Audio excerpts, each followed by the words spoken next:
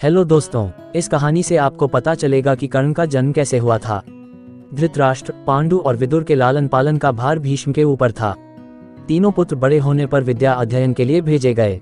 धृतराष्ट्र बल विद्या में, पांडु धनुर्विद्या में तथा विदुर धर्म और नीति में निपुण हुए। युवा होने पर धृतराष्ट्र अंधे होने के कारण राज्य के उत्तराधिकारी न बन सके। विदुर दासी पुत्र थे, इसलिए पांडु को ही हस्तिनापुर का राजा घोषित किया गया। भीष्म ने धृतराष्ट्र का विवाह गांधार की राजकुमारी गांधारी से कर दिया।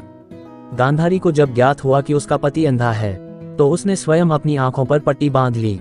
उन्हीं दिनों यदुवंशी राजा शूरसेन की पोषित कन्या कुंती जब सयानी हुई तो पिता ने उसे घर आए महात्माओं के सेवा में लगा दिया। पिता के अतिथि गृह में जितने भी साधु महात्मा, ऋषि मुनि आदि आते, कुंती उनकी सेवा मन लगाकर किया करती थी। एक बार दुर्वासा ऋषि आए, कुंती ने उनकी भी मन लगाकर सेवा की। कुंती की सेवा से प्रसन्न होकर दुर्वासा ऋषि ने कहा, पुत्री, मैं तुम्हारी सेवा से अत्यंत प्रसन्न हुआ, अतः तुझे एक ऐसा मंत्र देता हूँ जिसके प्रयोग से तू जिस देवता का स्मरण करेगी वह तत्काल तेरे समक्ष प्रकट होकर तेरी मनोकामना पूर्ण करेगा। इस प्रकार दुर्वासा ऋषि कुंती को मंत्र प्रदान करके चले गए। एक दिन कुंती ने उस मंत्र की सत्यता की जांच करने के लिए एकांत स्थान पर बैठकर उस मंत्र का जाप कर सूर्यदेव का स्मरण किया।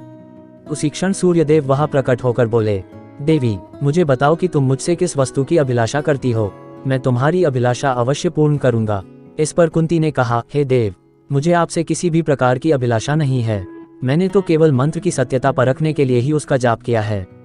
कुंती के इन वचनों को सुनकर सूर्यदेव बोले, हे कुंती, मेरा आना व्यर्थ नहीं जा सकता, मैं तुम्हें एक अत्यंत पराक्रमी तथा दानशील पुत्र प्रदान करता हूँ।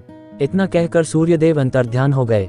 कुंती ने लज्जावश ये बात किसी से नहीं कह सकी। समय आने पर उसके गर्भ से कवच कुंडल धारण किए एक पुत्र उत्पन्न हुआ। कुंती ने उसे एक मंजूषा में रखकर रात्रि के समय गंगा में बहा दिया। वह बालक बहता हुआ उस स्थान पर पहुंचा जहां पर धृतराष्ट्र का सारथी अधीरथ अपने अश्व को गंगा नदी में जल पिला रहा था। उसकी दृष्टि कवच कुंडलधारी शिशु पर पड़ी। अधीरथ निसंतान था, इसलिए उसने बालक को अपने छाती से लगा लिया और घर ले जाकर उसे अपने पुत्र के जैसा पालने लगा। उस बालक के कान अति सुंदर थे, इसलिए उसका नाम कर्ण रखा गया। अगर कहानी अच्छा लगा हो तो चैनल को सब्सक्राइब, लाइक और शेयर जरूर करें। Thank you.